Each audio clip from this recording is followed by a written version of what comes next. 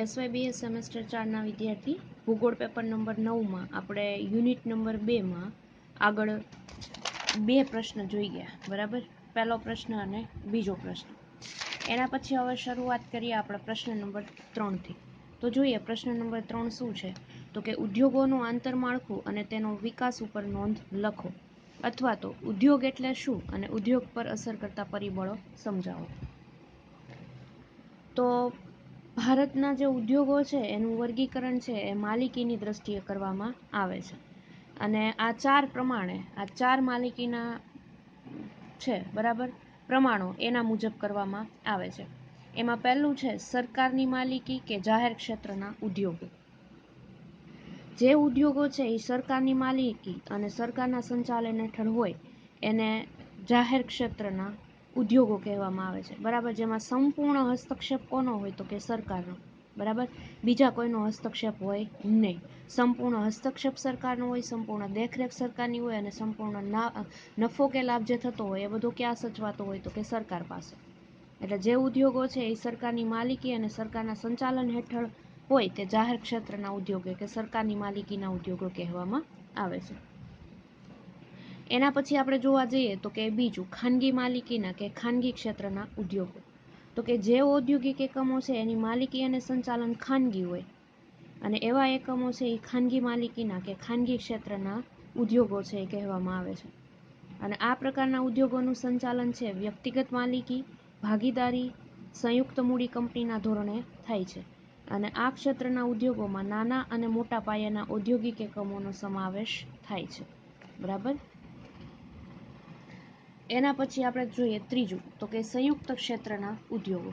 હવે સંયુક્ત ક્ષેત્રના ઉદ્યોગોમાં શું કહે છે તો કે સંયુક્ત ક્ષેત્રના ઉદ્યોગો કોને કહેવાય તો કે જાહેર ક્ષેત્રના ઉદ્યોગોની કેટલીક મર્યાદા હોય, બરાબર.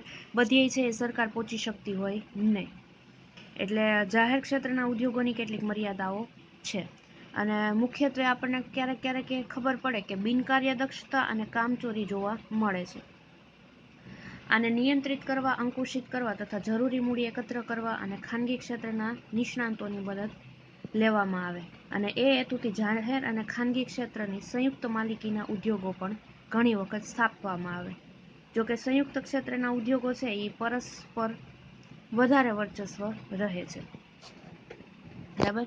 સંયુક્ત ક્ષેત્રના સાહસોમાં ખાનગી ક્ષેત્ર અને જાહેર ક્ષેત્રનો બેયનો હસ્તક્ષેપ હોય. અને એના પછી જોવા જઈએ ચોથું તો કે સહકારી ક્ષેત્રના ઉદ્યોગો. હવે સહકારી ક્ષેત્રના ઉદ્યોગો જોવા જઈએ ને તો દેશમાં ઘણી વ્યક્તિઓ આર્થિક દ્રષ્ટિએ સક્ષમ હોતી નથી. વ્યક્તિગત રીતે ઉદ્યોગ શરૂ કરી શકે એવી સ્થિતિમાં હોતી નથી. એટલે એ લોકો શું કરે તો કે તેઓ રાષ્ટ્રના જે ઔદ્યોગિક વિકાસમાં ફાળો આપી શકતી નથી. આથી આપણા દેશમાં સહકારી ધોરણો ઘણા નાના મોટા ઉદ્યોગો શરૂ થયા છે. અને આવા ઉદ્યોગો છે એ સરકારી ક્ષેત્રના ઉદ્યોગો છે. દાખલા તરીકે દૂધની ડેરીઓ, ખાંડના કારખાના, ખાદ્ય તેલો વગેરે ઉદ્યોગો છે એ સરકારી ધોરણે ચાલે છે. અને ઉદ્યોગો એ રાષ્ટ્રના આર્થિક વિકાસની ચાવી છે. આપણને બધાને ખબર છે કે જો તમારે આર્થિક વિકાસ સાધવો હોય તો ઉદ્યોગોમાંથી આર્થિક વિકાસ છે એ પૂરતા પ્રમાણમાં થઈ શકે. ખેતી અને ઉદ્યોગ એ આપણા દેશની બે મહત્વની આર્થિક પ્રવૃત્તિ છે, બરાબર. અને ભારતમાં તો જોવા જઈએ ને તો છેલ્લા 3-4 દાયકાથી ઔદ્યોગિક દ્રષ્ટિએ વિકસિત રાષ્ટ્ર છે એ બની રહ્યું છે. અને આ રાષ્ટ્રની ભાવિ સલામતી માટે શુભ આશા છે, બરાબર. આ થઈ ગયું ઉદ્યોગોનું આંતરમાળખું અને તેના વિકાસ પર નોંધ. એના પછી હવે જોઈએ પ્રશ્ન નંબર 4. શું કહે છે પ્રશ્ન નંબર 4 તો કે ઉદ્યોગ એટલે શું, ઉદ્યોગનું વર્ગીકરણ સમજાવો અથવા તો ભારતના ઉદ્યોગો વિશે નોંધ લખો, બરાબર. સમજીએ પહેલાં તો આપણે પ્રસ્તાવના કે આપણે કુદરત પાસેથી ઘણી બધી પેદાશો છે એ સીધી જ મેળવીને તેનો ઉપયોગમાં લઈ શકાય છે. દાખલા તરીકે તો કે અનાજ, ફળો અને વનસ્પતિ એના ઉદાહરણ છે. જંગલોમાંથી લાકડું, ઔષધીય વનસ્પતિ, ગુંદર અને લાખ મેળવીએ છીએ. પ્રાણીઓ આપણને દૂધ અને ચામડા આપે છે. એ જ રીતે જમીનની સપાટી નીચેથી ખનિજો મેળવવામાં આવે છે. અને આ બધી ચીજવસ્તુઓ કુદરત પાસેથી સીધી જ પ્રાપ્ત થાય છે. તે પ્રકૃતિગત પેદાશ છે અને તેને પ્રાથમિક પેદાશો પણ કહેવામાં આવે છે. વન ઉદ્યોગ, કૃષિ ઉદ્યોગ, ખાણ ઉદ્યોગ, પશુપાલન, ખોરાક અને ઔદ્યોગિક ઉપયોગ માટે કાચો માલ છે એ પૂરો પાડે છે. આથી તે પ્રાથમિક પ્રવૃત્તિઓ તરીકે પણ ઓળખાય છે. અને ઘણી પ્રાથમિક પેદાશો છે એના પર કોઈ પ્રક્રિયા કર્યા વગર ઉપયોગમાં લઈ શકાતી નથી. દાખલા તરીકે ઘઉં, કપાસ અને કાચું લોખંડ. માનવ તેના પર કોઈ માધ્યમ દ્વારા પ્રક્રિયા કરે છે અને તે પેદાશમાં ઉપયોગમાં લઈ શકાય એવું એમાં રૂપાંતર કરવામાં આવે છે. ઘઉંનો ઉપયોગ તમે ડાયરેક્ટ કરી શકો નહીં, પણ એને દળાવીને ટૂંકમાં ઘઉં ઉપર પ્રક્રિયા કરીને તેનો ખાદ્ય તરીકે તમે એનો ઉપયોગ કરી શકો. પ્રક્રિયા દ્વારા રૂપાંતર પામેલી પેદાશો ઉપયોગમાં લઈ શકાય છે અને આ માનવ સર્જિત પેદાશો છે. કાચા માલને રૂપાંતરિત કરી પેદાશને ઉપયોગમાં લઈ શકાય એવી બનાવવાની જે પ્રવૃત્તિ છે એ દ્વિતીય કક્ષાની પ્રવૃત્તિઓ કહેવામાં આવે છે. અને રૂપાંતરિત થયેલી પેદાશ તેના કાચા માલ કરતાં વધારે કિંમતી હોય છે. હવે સમજીએ ઉદ્યોગ એટલે શું. બરાબર, તો કુદરત દ્વારા પ્રાપ્ત થતી પેદાશોને ઉપયોગમાં લઈ શકાય તેવી બનાવવાની પ્રક્રિયાની પ્રવૃત્તિ છે એને ઉદ્યોગ કહેવામાં આવે. ડાયરેક્ટ છે કુદરતી પેદાશો છે તેને ઉપયોગમાં લઈ શકાય નહીં, પણ એના ઉપર પ્રક્રિયા કરીને એને ઉપયોગમાં લઈ શકાય એવી બધી પ્રવૃત્તિઓને શું કહેવાય, તો કે ઉદ્યોગ કહેવામાં આવે છે. ઉદ્યોગ કાચા માલમાંથી નવી ચીજ વસ્તુઓનું ઉત્પાદન કરે છે જેનો વપરાશ ઉપભોક્તા કરે છે. આમ ઉદ્યોગ એ ઉત્પાદનની પ્રક્રિયાની પ્રવૃત્તિ છે અને ઉદ્યોગ એ રાષ્ટ્રના આર્થિક વિકાસ અને તેની શક્તિનો માપદંડ છે. આજે દરરોજે દરરોજ નવા આધુનિક અને ઉદ્યોગો છે એ વિકાસ પામી રહ્યા છે. ઉદ્યોગોની સ્થાપના માટે કાચો માલ, સંચાલન શક્તિના સાધનો, આબોહવા, માનવ શ્રમ, પરિવહન સુવિધાઓ, બજાર, મૂડી અને સરકારની નીતિ જેવા પરિબળો છે અગત્યનો ભાગ ભજવે છે. બરાબર, એના પછી જોવા જઈએ તો કે ઉદ્યોગોનું વર્ગીકરણ. મૂડીરોકાણ, પછી શ્રમિકોની સંખ્યા તથા ઉત્પાદનના પ્રમાણના આધારે ઉદ્યોગોનું 3 વિભાગમાં વર્ગીકરણ કરી શકાય. બરાબર, એક કુટીર ઉદ્યોગ એટલે કે ગૃહ ઉદ્યોગ, એના પછી લઘુ ઉદ્યોગ અને ભારે ઉદ્યોગ. તો જોઈએ આપણે કુટીર ઉદ્યોગ. હવે કુટીર ઉદ્યોગ કોને કહીશું, તો કે વંશ પરંપરાગત રીતે કોઈ એક કોમ અથવા તો કુટુંબ છે કોઈ એક કે બે ચીજવસ્તુનું ઉત્પાદન કરે જેમાં મૂડીરોકાણ ઓછું હોય, મોટે ભાગે ઘરમાં જ વસ્તુ બનતી હોય અને યંત્રોનો ઉપયોગ મર્યાદિત અથવા તો સાવ કરવામાં જ આવે નહીં, તેવા ઉદ્યોગોને શું કહેવામાં આવે, તો કે કુટીર ઉદ્યોગ. બરાબર, દાખલા તરીકે અગરબત્તી, ખાખરા, પડિયા, પતરાળા, પાપડ, અથાણા વગેરે. હવે તો જુદી જુદી જ્ઞાતિ જાતિની બહેનો પણ નાનું મંડળ સ્થાપી કુટીર ઉદ્યોગ છે એ ચલાવે છે. એના પછી જોવા જઈએ તો કે લઘુ ઉદ્યોગ. લઘુ ઉદ્યોગ કોને કહીશું, તો કે જેમાં સ્વતંત્ર ઉત્પાદન સ્થળ હોય, કુટીર ઉદ્યોગની સરખામણીએ વધુ શ્રમિકો હોય, સાદા યંત્રો અને થોડું વધુ મૂડીરોકાણ હોય, તેવા ઉદ્યોગ લઘુ ઉદ્યોગ કહેવાય. દાખલા તરીકે રમકડા, ફર્નિચર અને વાસણ વગેરેનું ઉત્પાદન કરતા ઉદ્યોગો લઘુ ઉદ્યોગો છે. અને લઘુ ઉદ્યોગો મોટે ભાગે ખાનગી અને સ્વતંત્ર વ્યક્તિગત માલિકીના હોય. બરાબર, એના પછી જોવા જઈએ ભારે ઉદ્યોગ. હવે ભારે ઉદ્યોગ એટલે તો કે વ્યાપક કદમાં વિસ્તરેલા હોય, એટલે કે મોટા પ્રમાણમાં એનો વિસ્તાર થયો હોવો જોઈએ, મોટા પ્રમાણમાં મૂડીરોકાણ કરાયેલું હોય, વિપુલ માત્રામાં યંત્રો અને કુશળ કારીગરો હોય, માનવ શ્રમો હોય, તેમજ રાષ્ટ્રીય અને આંતરરાષ્ટ્રીય વિશાળ બજાર ધરાવતા હોય, એવા ઉદ્યોગોને ભારે ઉદ્યોગ કહેવામાં આવે છે. દાખલા તરીકે લોખંડ અને પોલાદ ઉદ્યોગ, કાપડ ઉદ્યોગ, ખનિજ તેલના શુદ્ધિકરણનો ઉદ્યોગ, વિમાન અને જહાજ બનાવવાનો ઉદ્યોગ, ભારે યંત્ર ઉદ્યોગ વગેરે. આ ઉપરાંત કેટલાક ઉદ્યોગો પાયાના ઉદ્યોગો છે, જે ઉદ્યોગમાં ઉત્પન્ન થયેલો માલ બીજા ઉદ્યોગમાં વપરાય એવા ભારે ઉદ્યોગો પાયાના ઉદ્યોગો ગણાય છે. દાખલા તરીકે પેટ્રોકેમિકલ્સ, સિમેન્ટ, મશીન ટૂલ્સના ઉદ્યોગો. કેટલાક ઉદ્યોગો જે વસ્તુઓ ઉત્પન્ન કરે છે અને તે ઉપભોક્તા માટે કેટલીક રોજિંદી વપરાશ લગતી હોય છે, આને ઉપભોક્તા ઉદ્યોગ પણ કહેવામાં આવે છે. દાખલા તરીકે ઠંડા પીણા, બેકરી, ખાદ્ય તેલ, વીજાણુ ઉપકરણો વગેરે. બરાબર, એ બધા શેમાં આવી જાય, તો કે ભારે ઉદ્યોગમાં. એના પછી આપણે પ્રશ્ન નંબર 5 જોઈએ, અમદાવાદ અને ઓસાકાનો કાપડ ઉદ્યોગ. બરાબર, તુલનાત્મક અભ્યાસ કરવાનો છે બેનો. અમદાવાદ અને ઓસાકાનો જે કાપડ ઉદ્યોગ છે, બરાબર, હવે આપણને ખબર છે કે કાપડ ઉદ્યોગ છે એ ઘણો પ્રાચીન છે અને અમદાવાદ છે એને માન્ચેસ્ટર ભારતનું કહેવામાં આવે. શું કામ, તો કે ઉત્પાદન કપાસનું છે વાવેતર છે એ સૌથી ઓછા પ્રમાણમાં અમદાવાદ જિલ્લામાં થાય છે, પણ કાપડ ઉદ્યોગો માટેની કાપડની મિલો છે એ અમદાવાદમાં સૌથી વધારે આવેલી છે. કાપડ ઉદ્યોગ છે એ ઘણો પ્રાચીન ઉદ્યોગ છે અને ઔદ્યોગિક ક્રાંતિ પછી કાપડ ઉદ્યોગનો વધુ ઝડપથી વિકાસ થયો છે. કાપડની સૌ પ્રથમ મિલ યુકેમાં લેન્કેશાયર શહેરમાં થઈ હતી અને સુતરાઉ કાપડ ઉદ્યોગમાં ચીન દેશનું સ્થાન મોખરે છે. ભારતમાં આપણા ગુજરાત રાજ્યનું અમદાવાદ શહેર અને જાપાનનું જે ઓસાકા શહેર છે, બરાબર, એ કાપડ ઉદ્યોગના વિશ્વના મહત્વના કેન્દ્ર છે.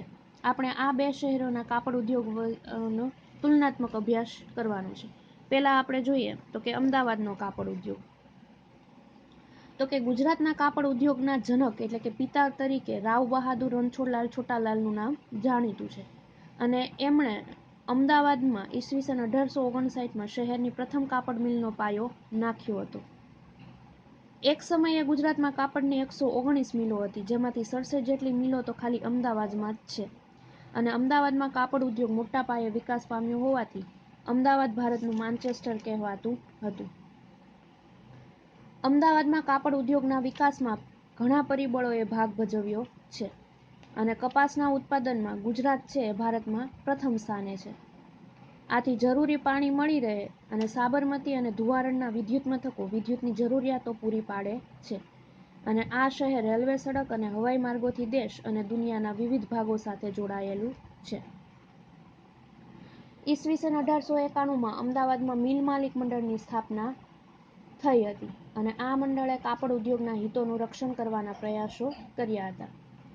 આથી કાપડ ઉદ્યોગના વિકાસમાં ખૂબ જ ગતિ આવી અને અમદાવાદમાં તૈયાર થતા સુતરાઉ કાપડની માંગ દેશ અને દુનિયાના બજારોમાં રહેવા માંડી. અમદાવાદનું જે મસ્કતી કાપડ બજારનું મહાજન સૌથી મોટું અને વ્યવસ્થિત મંડળ છે.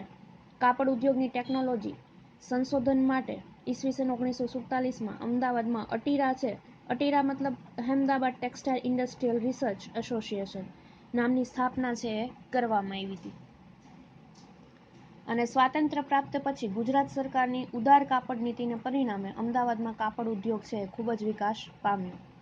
શરૂઆતમાં જોવા જઈએ ને તો કાપડ ઉદ્યોગ માટેની જરૂરી યંત્ર સામગ્રી છે એ પરદેશથી આયાત કરવી પડતી હતી, પરંતુ પછીથી તો આપણા દેશમાં યંત્ર સામગ્રીનું ઉત્પાદન છે એ થવા માંડ્યું અને ગુજરાતીઓની સાહસિક વ્યાપારી વૃત્તિ અને મિલ માલિકો અને કામદારો વચ્ચેના જે સુમેળભર્યા સંબંધો છે એના કારણે કાપડ ઉદ્યોગોના વિકાસમાં મોટો ફાળો રહ્યો છે. છેલ્લા 20 વર્ષથી અમદાવાદના જે કાપડ ઉદ્યોગ છે એના માટે મુશ્કેલી ઊભી થઈ છે. મિલોની જે ત્રાકો અને શાળો છે એ ઘણી જૂની થઈ ગઈ છે અને કથળેલી આર્થિક પરિસ્થિતિને કારણે નવી યંત્ર સામગ્રી ખરીદવાની ઉદ્યોગપતિઓ પાસે આર્થિક ક્ષમતા નથી રહી અને હાલના સમયમાં અન્ય ઘણા ઉદ્યોગો છે એ વિકાસ પામ્યા છે. આથી કાપડ ઉદ્યોગ પર વિપરીત અસર થઈ છે. આજે કાપડ ઉદ્યોગમાં અન્ય કાપડ ઉદ્યોગની સરખામણીએ ઘણું ઓછું વળતર મળે છે. હાલમાં કાપડ ઉદ્યોગની ઘણી મિલો બંધ પડી ગઈ છે, પરિણામે મિલના કામદારો અને મજૂરો આર્થિક મુશ્કેલીઓ અનુભવી રહ્યા છે અને કાપડ ઉદ્યોગના સતત આધુનિકરણ પરત્વે લક્ષ્ય નહીં અપાતા આજે આ ઉદ્યોગ પર ઘણી માઠી અસર જોવા મળે છે. હવે આપણે ઓસાકાનો કાપડ ઉદ્યોગ જોઈએ તો ઓસાકાનો કાપડ ઉદ્યોગ જોવા જઈએ તો ઓસાકા છે એ જાપાનનું પ્રાચીન નગર છે. આ શહેર છે એ દેશનું બીજા ક્રમનું મોટું શહેર છે અને જાપાન મુખ્ય 4 ટાપુઓનો દેશ બનેલો છે: હોક્કાઈડો, હોન્શુ, શિકોકુ અને ક્યુશુ. બરાબર. ઓસાકા છે એ દક્ષિણ હોન્શુ ટાપુના ઓસાકા પ્રાંતનું પાટનગર છે અને ઓસાકામાં કાપડ ઉદ્યોગનો મોટા પાયે વિકાસ થયો છે, તેથી તે જાપાનનું માન્ચેસ્ટર કહેવામાં આવે છે. હોન્શુ ટાપુની જમીન છે એ લાવાની બનેલી છે, આથી આ ટાપુ વિસ્તારમાં કપાસ છે એ પુષ્કળ પ્રમાણમાં પાકે છે અને ઓસાકાની કાપડની મિલોને જોઈતા કાચા માલ તરીકે લાંબા તારવાળી કપાસની આયાત કરવામાં આવે છે.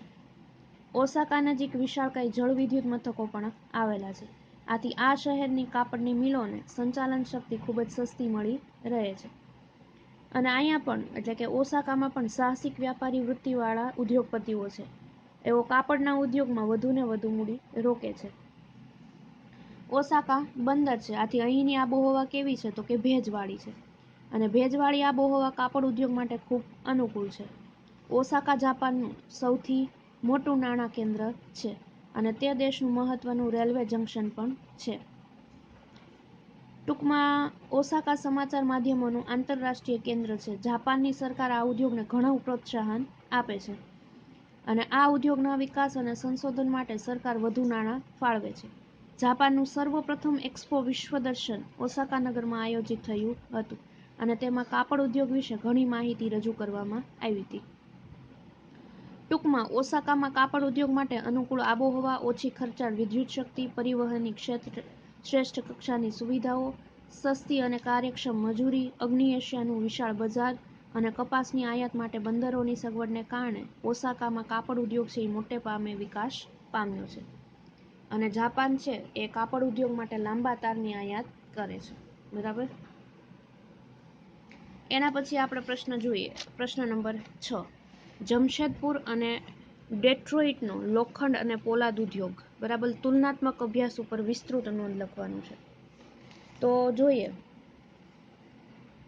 કે લોખંડ અને પોલાદના ઉદ્યોગનું ઘણું જ મહત્વ રહેલું છે. બરાબર. એ આપણે બધાય જાણીએ છીએ. ટાંકણી અને સોયથી માંડીને વિશાળકાય યંત્રો અને તેના વિવિધ ભાગો છે એ લોખંડ પોલાદમાંથી બને છે. ભારતના ઝારખંડ રાજ્યમાં આવેલું જમશેદપુર છે એ લોખંડ પોલાદ માટે જગ પ્રસિદ્ધ છે. ટાટાનગર તરીકે જાણીતા આ શહેરમાં ટાટા આયર્ન એન્ડ સ્ટીલ એટલે કે ટિસ્કો દ્વારા પોલાદનો ઉદ્યોગ શરૂ થયો. જમશેદજી ટાટાની યાદમાં 1919માં જૂના ગામ સાકચીનું નવું ગામ જમશેદપુર રાખવામાં આવ્યું અને ભારતમાં પોલાદ ઉદ્યોગના પિતા તરીકે જમશેદજી ટાટાનું નામ મોખરે છે. ટિસ્કોના કારખાના માટે સિંઘભૂમ નજીકની જે કોહલન તથા નોઆન મુંડી ખાણોમાંથી કાચું લોખંડ રેલમાર્ગ દ્વારા લાવવામાં આવે છે અને ઉદ્યોગ માટે જરૂરી કોલસો છે એ રાણીગંજથી અને ઝરિયાની ખાણોમાંથી લાવવામાં આવે છે. પાડોશમાં ઓરિસ્સા રાજ્ય છે, ત્યાંથી બનોઈ, કેઓન્ઝાર અને ગંગાપુર ક્ષેત્રોમાંથી મેંગનીઝ અને ચૂનાના પથ્થર મંગાવવામાં આવે છે. જમશેદપુર છે એ સુવર્ણરેખા અને ખરકાઈ નદીના સંગમ સ્થાને આવેલું છે. આથી ઉદ્યોગો માટે જરૂરી તાજું પાણી પણ મળી રહે છે અને આ ઉદ્યોગ માટે દેશમાં વિશાળ બજાર પ્રાપ્ય છે. આવી અનુકૂળતાને કારણે જમશેદપુર લોખંડ પોલાદ ઉદ્યોગનું અતિ મહત્વનું અને ખ્યાતિ પ્રાપ્ત નગર બન્યું છે. લોખંડના પતરા, રેલવેના સ્લીપર્સ, પાટા, વાયર, સળિયા, ખેતીના યંત્રો, ઓજારો અને રેલવે એન્જિનનું કારખાનામાં ઉત્પાદન થાય છે. આ ઉપરાંત યંત્ર સામગ્રી, સાયકલ તેમજ બીજા યાંત્રિક ઉદ્યોગોનો વિકાસ થયો છે અને જમશેદપુર દેશના અન્ય ભાગો સાથે પાકી સડકો, રેલમાર્ગ અને હવાઈ માર્ગથી જોડાયેલું છે અને લોખંડની શુદ્ધ ધાતુ એટલે કે પિગ આયર્ન આ કેન્દ્રનું મુખ્ય ઉત્પાદન છે. અહીં વિવિધ વસ્તુઓનું ઉત્પાદન કરતા એકમો છે એ આવેલા છે. તેમાં Tata engineering and locomotive company Telco ભારતનું ખાનગી ક્ષેત્રનું મોટામાં મોટું કારખાનું છે. ભારતમાં રાઉરકેલા, ભિલાઈ, દુર્ગાપુર, બોકારો અને ભદ્રાવતી વગેરે પણ લોખંડ પોલાદ ઉદ્યોગના મહત્વના કેન્દ્રો છે. વિશ્વમાં ડેટ્રોઇટ, શિકાગો, મોસ્કો અને લેનિનગ્રાડ એટલે કે રશિયન ફેડરેશન વગેરે લોખંડ પોલાદના મુખ્ય કેન્દ્ર છે. યુએસનું જે મિશિગન સ્ટેટ છે એમાં ડેટ્રોઇટ શહેર આવેલું છે અને એ મોટરોના ઉત્પાદન માટે વિશ્વ પ્રસિદ્ધ છે. આથી ડેટ્રોઇટ છે એ મોટરોની રાજધાની કહેવામાં આવે છે. અહીં ટ્રક બનાવવાનો ઉદ્યોગ પણ વિકાસ પામેલો છે. ડેટ્રોઇટ છે એ હેનરી ફોર્ડનું વતન છે, તેથી ફોર્ડ કંપની મોટરોના ઉત્પાદનમાં વિશ્વમાં પ્રથમ પંક્તિમાં છે. બરાબર. અને જમશેદપુરમાં લોખંડ પોલાદના ઉદ્યોગના વિકાસ માટે જે અનુકૂળતાઓ છે તે અનુકૂળતા ડેટ્રોઇટમાં પણ છે. અને ડેટ્રોઇટ નદીના કિનારે આવેલું આ શહેર છે એ સૌથી મોટું આંતરિક બંદર છે અને યુએસએના ઔદ્યોગિક અને વ્યાપારિક કેન્દ્ર સાથે પરિવહન અને સંદેશા વ્યવહારથી જોડાયેલું છે. અહીં છે એ મેસાબીનીની ખાણમાંથી કાચું લોખંડ મળે છે. આ ઉપરાંત સુપિરિયર સરોવરના ખનિજ ક્ષેત્રમાંથી મોટા પ્રમાણમાં કાચું લોખંડ મળે છે અને ડેટ્રોઇટની નજીક શિકાગો અને બેન્સિંગના ઔદ્યોગિક વિસ્તારો છે. નજીકના વિસ્તારોમાંથી મેંગનીઝ, ડોલોમાઇટ જેવી ખનિજો મળે છે અને ઔદ્યોગિક સાહસિકતા, મૂડી અને કુશળ કામદારો મોટી સંખ્યામાં છે. વળી ટેકનોલોજીનું સ્તર તો યુએસએમાં ઊંચા પ્રકારનું છે જ. આ બધા પરિબળોને કારણે ડેટ્રોઇટમાં લોખંડ પોલાદનો ઉદ્યોગ છે એ ખૂબ વિકાસ પામેલો છે અને ડેટ્રોઇટમાં લોખંડ પોલાદ, મોટરો ઉપરાંત સ્વયં સંચાલિત યંત્ર સામગ્રી, મશીન ટૂલ્સ, રંગ રસાયણો, તારના દોરડા, ટાયર્સ, ઓફિસ મશીનરી, મોટરને લગતી સામગ્રી અને ખેતીના યંત્રો ઓજારોનું ઉત્પાદન કરતા ઘણા એકમો આવેલા છે. આમ જોવા જઈએ ને તો જમશેદપુર છે એ સુયોજિત નગર છે. શહેરોમાં ઉદ્યાનો, શિક્ષણ સંસ્થાઓ અને સારા રસ્તાઓ છે. અને ડેટ્રોઇટમાં પણ સુંદર બાગ બગીચા, શિક્ષણ સંસ્થાઓ, ઉદ્યોગ સાથે સંકળાયેલા સંશોધન કેન્દ્રો અને ખૂબ જ પહોળા રાજમાર્ગો, ગગનચુંબી ઇમારતો છે. અને આ શહેરમાં લોખંડ પોલાદનો સમાંતર મોટર ઉદ્યોગ ચાલે છે. અદ્યતન સુવિધા ધરાવે છે. વિવિધ પ્રકારના કદ અને રચનાવાળી મોટરકારનું ડેટ્રોઇટમાં પુષ્કળ ઉત્પાદન થાય છે. જમશેદપુર અને ડેટ્રોઇટ છે વિશ્વમાં લોખંડ પોલાદના ઉદ્યોગ માટે ખૂબ જ પ્રસિદ્ધ છે. અને બંને શહેરોમાં આ ઉદ્યોગના વિકાસ માટેની અનુકૂળતા આવેલી છે. આથી લોખંડ પોલાદના ઉદ્યોગના વિકાસની બાબતમાં આ બંને શહેરોની તુલના છે કરવામાં આવે છે. એના પછી પ્રશ્ન નંબર 7 જોઈએ. ભારતમાં પ્રાદેશિક ઔદ્યોગિક વિકાસનું મહત્વ સમજાવી ભારતમાં ઔદ્યોગિક કેન્દ્રીકરણના કારણો ચર્ચી તેને દૂર કરવાના ઉપાયો જણાવો. અથવા તો આ પ્રશ્ન એ રીતે પૂછી શકે કે ભારતમાં ઔદ્યોગિક પ્રાદેશિક વિકાસનું મૂલ્યાંકન કરો. જોઈએ એમાં પ્રસ્તાવના. ભારતમાં ઔદ્યોગિક વિકાસની ચર્ચા છે એ બે વિભાગમાં કરી શકાય. બરાબર, એક તો આઝાદી પહેલાનો ઔદ્યોગિક વિકાસ અને આઝાદી પછીનો ઔદ્યોગિક વિકાસ. બરાબર, હવે આઝાદી પહેલા આપણે ભારતમાં ખબર છે કે બહુ જૂના સમયની વાત કરીએ તો ઉદ્યોગ પ્રધાન દેશ હતો. બરાબર, એ સમયમાં જોવા જઈએ ને તો આના ઉદ્યોગો હતા એ જગ વિખ્યાત હતા. અને આ ઉદ્યોગોની પેદાશો છે વિશ્વભરમાં જાણીતી હતી. અને વિશ્વની બધી સમૃદ્ધિ છે એ ભારતમાં ઠલવાતી હતી. એટલે આમ ભારતમાં છે ઔદ્યોગિક દ્રષ્ટિએ ઘણો સમૃદ્ધ દેશ હતો. તેમાં પણ કાપડ ઉદ્યોગનો છેક વેદના સમયથી વિકાસ થયો છે એવા ઉલ્લેખો છે એ વેદમાં જોવા મળે છે. અને ભારતના ગૃહ ઉદ્યોગો છે, કુટીર ઉદ્યોગો છે, કલાકારીગરી છે, એને આધારિત ઘણા બધા ઉદ્યોગો છે એ વિશ્વમાં ઘણા લોકપ્રિય બન્યા હતા. 200 વર્ષ પહેલા દુનિયાની કુલ નિકાસોમાં ભારતની નિકાસોમાં ફાળો 35% હતો. અને જે આજે કેટલો છે તો કે 0% છે. બરાબર, અંગ્રેજ સરકારની નીતિઓને કારણે ભારતના કુટીર ઉદ્યોગોનું પતન થયું, ગ્રામ્ય ઉદ્યોગોનો નાશ થયો અને એ રીતે ભારતના ઔદ્યોગિક રીતે ઘણું પાછળ ધકેલાઈ ગયું. આઝાદી પછી સરકારે આયોજનના સમય દરમિયાન ઔદ્યોગિક વિકાસ માટે પ્રયત્ન કર્યા અને 1991 પછી નવી આર્થિક નીતિના પ્રયાસો વિકસાવ્યા. બરાબર, અને ભારતે ઔદ્યોગિક વિકાસ પ્રત્યે ઘણી મોટી હરણફાળ ભરી. આમ છતાં ભારતના ઔદ્યોગિક ચિત્ર જોઈએ ને તો ત્યાં વિસંગતતા જોવા મળે. બરાબર, ભારતનો ઔદ્યોગિક વિકાસ છે એ અસમાન, અસમતોલ અને કેન્દ્રીય રહ્યો છે. હવે જોઈએ ઔદ્યોગિક પ્રાદેશિક અસમાનતા. તો ભારતમાં ઔદ્યોગિક વિકાસ તપાસીએ ને તો એમાં પ્રાદેશિક ઔદ્યોગિક અસમાનતા જોવા મળે છે. ભારતના જે અમુક ઔદ્યોગિક વિકાસ છે અમુક રાજ્યોમાં, અમુક પ્રદેશોમાં કેન્દ્રિત થયો છે. ગુજરાત, મહારાષ્ટ્ર જેવા રાજ્યોમાં ઔદ્યોગિક વિકાસ થયો છે, જ્યારે બિહાર, આસામ, રાજસ્થાન, ઉત્તર પ્રદેશ જેવા રાજ્યોમાં ઔદ્યોગિક વિકાસનું કાંઈ ચિત્ર દેખાતું નથી. એટલે જે રાજ્યમાં ઔદ્યોગિક વિકાસ થાય તે રીતે રાજ્યના ઘણા વિસ્તારો ઔદ્યોગિક રીતે વિકસિત નથી. દાખલા તરીકે એક ઉદાહરણ આપીએ કે ગુજરાત તે દેશનું ઔદ્યોગિક રીતે અગ્રીમ વિકસિત રાજ્ય છે, પરંતુ ગુજરાતનો ઔદ્યોગિક વિકાસ વડોદરાથી વાપી સુધી ઔદ્યોગિક પટ્ટી સુધી અને અમદાવાદની ઔદ્યોગિક પટ્ટીમાં વિકાસ થયો છે. પછી આમ ગુજરાતમાં જોઈએ તો કે ડાંગ, બનાસકાંઠા, સાબરકાંઠા, પંચમહાલ, મહેસાણા, ખેડા, સુરેન્દ્રનગર, ભાવનગર જેવા જિલ્લાઓ છે એ ગુજરાતમાં છે, પરંતુ તેનો ઔદ્યોગિક વિકાસ નહીં બરાબર છે. અને સૌરાષ્ટ્રમાં રાજકોટ જિલ્લો ઔદ્યોગિક રીતે વિકસિત છે, પરંતુ રાજકોટ જિલ્લાના અમુક વિસ્તારમાં ઉદ્યોગો વિકસ્યા છે. આમ આપણા દેશમાં જોવા જઈએ ને તો ઔદ્યોગિક રીતે પ્રાદેશિક અસમાનતા છે જોવા મળે છે. અને જ્યાં પ્રાદેશિક અસમાનતા જોવા મળે ત્યાં વિકાસ છે એ સફળતાપૂર્વક થયો ના કહેવાય. બરાબર, અને અમુક પ્રદેશમાં તો જરૂરત કરતાં અનેક ગણા ઉદ્યોગો વિકસ્યા છે. તેના કારણે શહેરીકરણ અને ઉદ્યોગીકરણના ગંભીર પ્રશ્નો છે ચર્ચાય છે. બરાબર, એના પછી સમાન પ્રાદેશિક વિકાસની આવશ્યકતા.